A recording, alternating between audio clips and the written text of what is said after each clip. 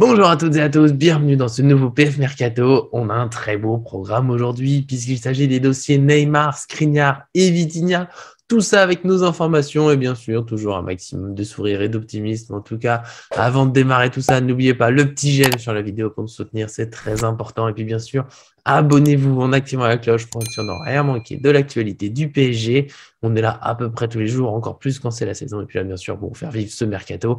Et ensuite, c'est tous les matchs, nos analyses. Donc voilà, on est toujours là. Abonnez-vous encore une fois pour ne rien manquer. C'est parti avec Neymar, attaquant de 30 ans, recruté par le Paris Saint-Germain en 2017 au FC Barcelone, qui a aujourd'hui un contrat jusqu'en 2026-2027. Il y a un petit doute, il y a les médias qui ont évoqué une option quasiment obligatoire. En tout cas, il faut que le Brésilien l'active quand même, mais ce serait bien parti pour. Et dans ce cas, il serait lié au club jusqu'en 2027. Et à part ça, bien sûr, ces dernières semaines, vous avez pu le voir, la petite rumeur autour d'un départ. Nous-mêmes, on l'a dit, on a eu des informations dans ce sens. Le PSG, oui, envisage une vente de Neymar. En tout cas, c'est pas complètement impossible. Après, ils sont loin, très loin de le brader. Certains qui pourraient penser peut-être que Neymar va être poussé dehors. On n'en est pas là. Nous, le prix qu'on nous a glissé, source, bien sûr, je ne peux pas donner le nom. Vous connaissez le jeu, c'est comme ça.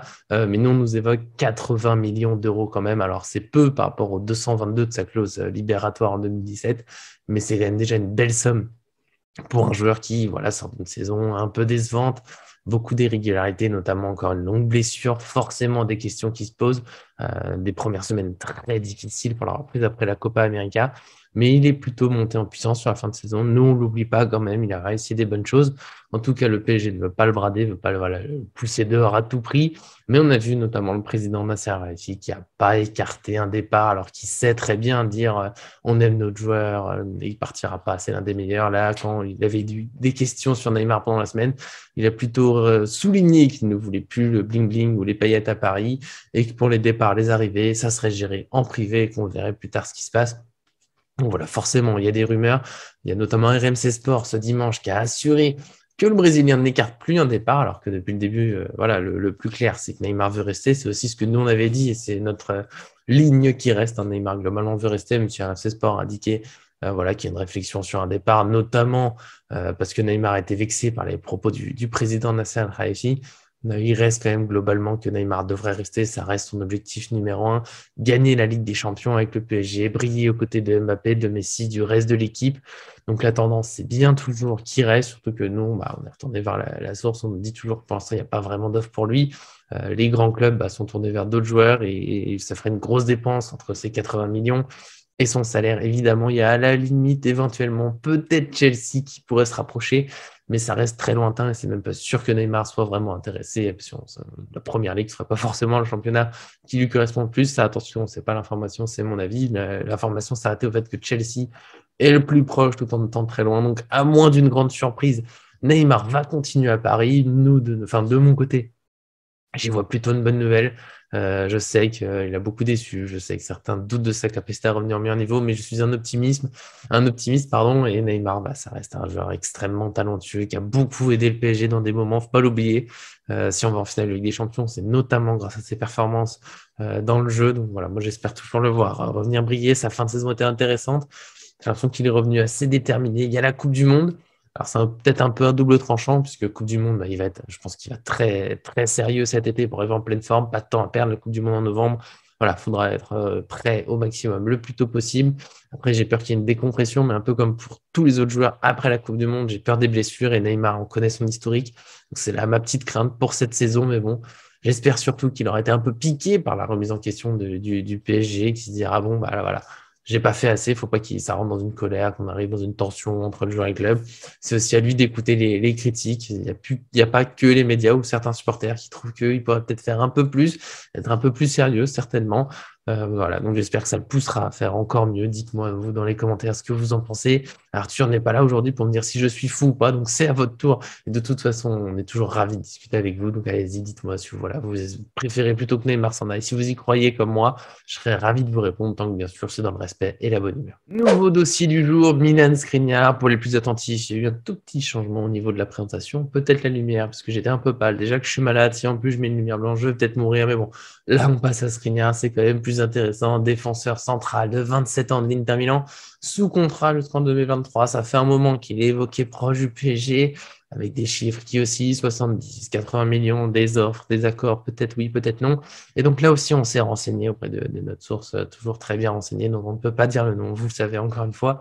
Et effectivement, le PSG se rapproche d'un accord avec l'Inter Milan. Le transfert devrait se faire assez prochainement. Il faut rester patient sur les gros dossiers comme ça, avec des grosses sommes. Ça peut prendre un petit peu de temps. Il faut aussi que le PSG, au moment où on enregistre, officialise son nouvel entraîneur, je pense, pour qu'il y ait des nouveaux joueurs. Au moment où c'est toujours pas le cas. Peut-être que ce sera fait d'ici là, ça peut aller très vite hein, avec le mercato. On le sait, mais en tout cas, pour ce qui est de Skriniar, c'est en bonne voie.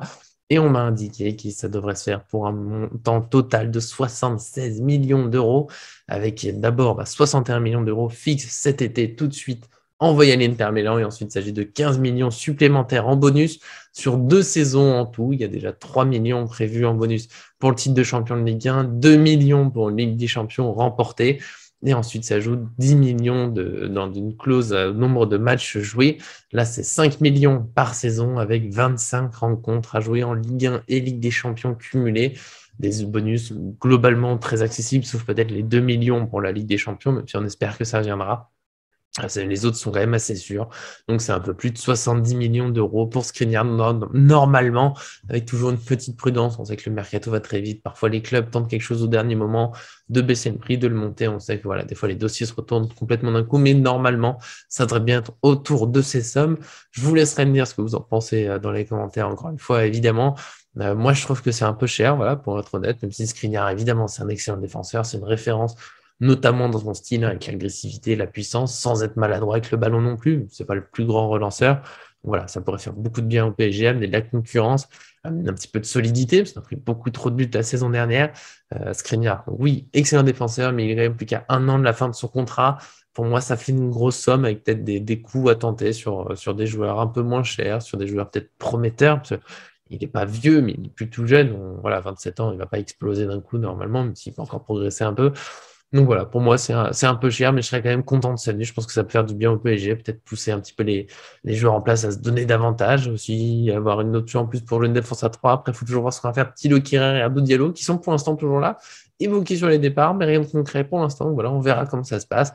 Et donc, on passe à la suite. Autre dossier du jour sur lequel nous avons des informations. Vitinha, milieu de 22 ans, sous contrat jusqu'en 2024 au FC Porto. Il est annoncé proche du PSG depuis un peu plus d'une semaine. Ça semblait quasiment bouclé. Maintenant, il faut attendre un petit peu.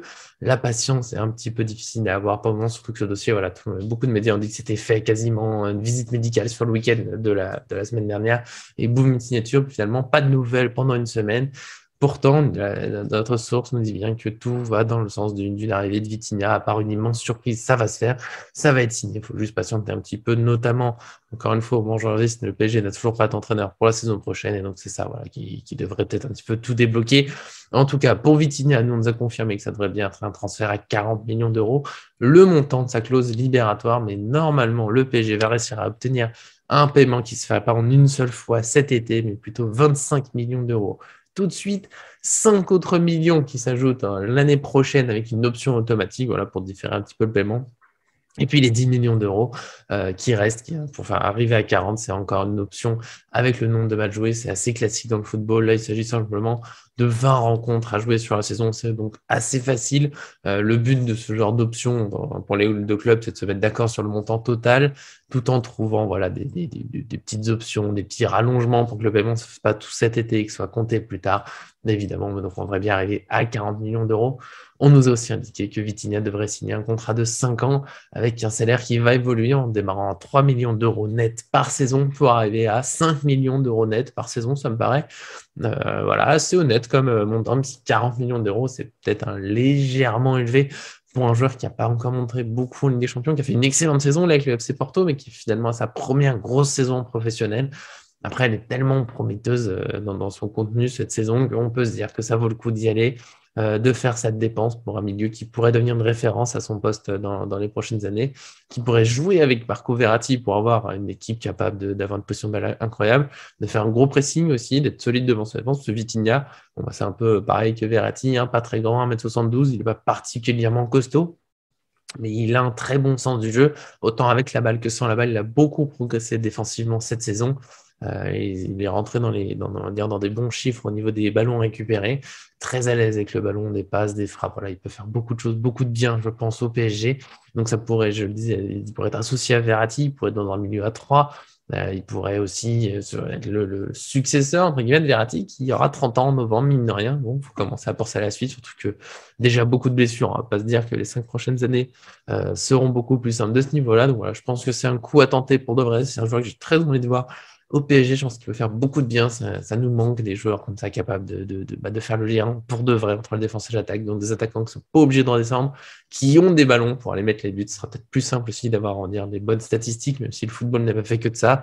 Mais Neymar et Messi doivent être plus de buts sur une saison que l'année dernière. Donc voilà, moi j'aime bien, même si bon, 40 millions d'euros, mais bon, des fois il faut faire avec. Pour ce dossier en air que j'accepte, encore une fois, dites-moi dans les commentaires vous ce que vous en pensez. Si 40 millions d'euros pour Vitinha, c'est un peu trop. Si c'est le coup qu'il fallait pas manquer, si vous êtes ravis, tout ça, ça nous fait toujours plaisir de vous répondre dans les commentaires. Et on se retrouvera bien sûr dans une nouvelle vidéo très bientôt, sans doute encore du mercato. Nos autres concepts sont pas oubliés, hein, les présentations de matchs, les essentiels de toutes les informations du jour. Mais en ce moment, c'est quand même surtout le mercato, les informations, donc on se concentre dessus. Abonnez-vous encore une fois pour de rien manquer. Merci Arthur, qui n'était pas là aujourd'hui, malheureusement, parce que j'aurais bien reposé un petit peu ma gorge. Mais c'est comme ça, en tout cas, il a pu faire l'image, et c'est déjà bien. Et puis bien sûr, merci à Fabio pour le montage, toujours là, toujours présent. Et puis merci à tous de nous suivre de plus en plus nombreux. C'est un vrai plaisir de continuer avec vous et à très bientôt sur cette chaîne.